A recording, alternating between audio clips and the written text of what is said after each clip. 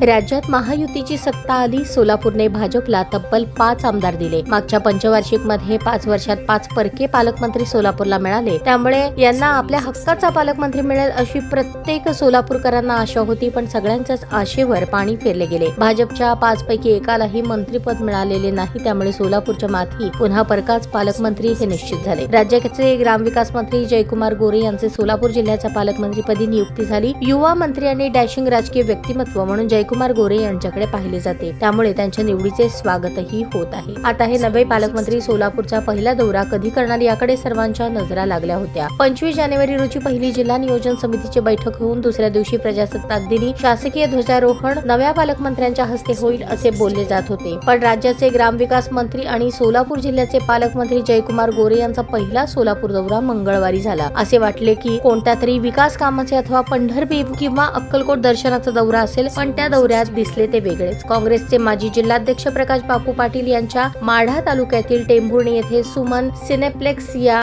सिनेमागृहाचे उद्घाटन पालकमंत्री गोरे यांच्या हस्ते मंगळवारी सायंकाळी 5 वाजता झाले. त्यामुळे हा दौरा पाहताच पालकमंत्र्यांचा पहिलाच दौरा आणि तोही चित्रपट थिएटरच्या उद्घाटनासाठी असे म्हणून नवल व्यक्त होत आहे.